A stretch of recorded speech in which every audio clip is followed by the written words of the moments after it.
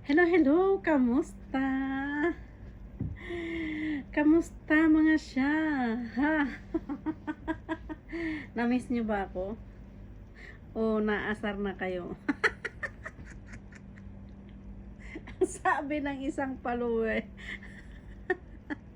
Ang sabi ng isang follower, kahit may edad na daw siya, kaya rin daw niya. Kayo ha? Ang totoo lang, i-reveal ko sa inyo kung ano talaga ang totoo. Kung sino talaga yung magaling kumain. Dali, kape muna tayo. Kape tayo.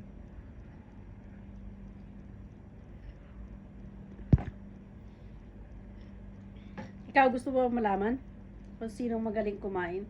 Kaya yung mga pahara-hara dyan sa aking na sabi nila magaling sila kumain, ganyan-ganyan. Kalma, kalma, kalma. Ang totoo talagang magaling kumain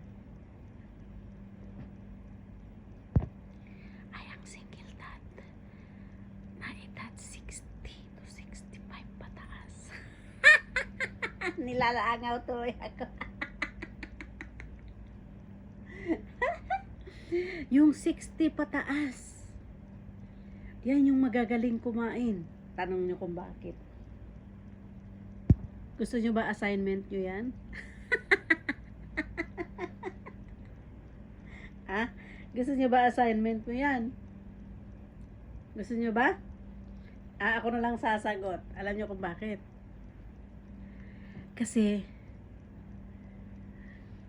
dahan-dahan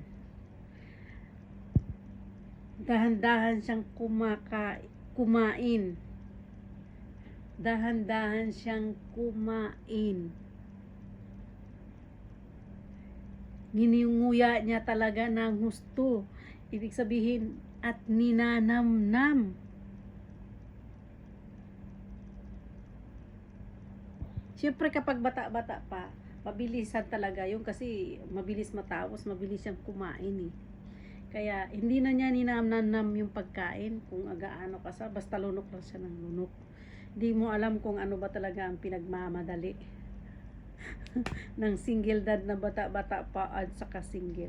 Ayan ang pinagkaiba. Tapos, hindi kumpleto yung ngipin. Okay? May awang na. Kaya, yung iba naman may awang. Pero, alam mo na, kapag may awang, talagang nilalasap talaga ng husto yan. Mararamdaman mo yung init. Hindi pala init. Na unti-unting na lumiliit yung kinakain. Aga ko pa magpainit. Sa sobrang init ng panahon. Oh. Sa mga nagsabing bastos ako, hello po, wala pa akong sinasabing kung ano-ano. Kayo lang po nagbibigay ng green. Ako po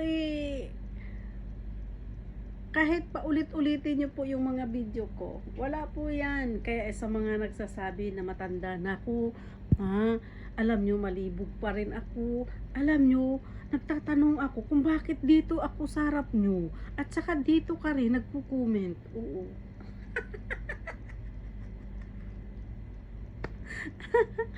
Hindi ko nga rin alam.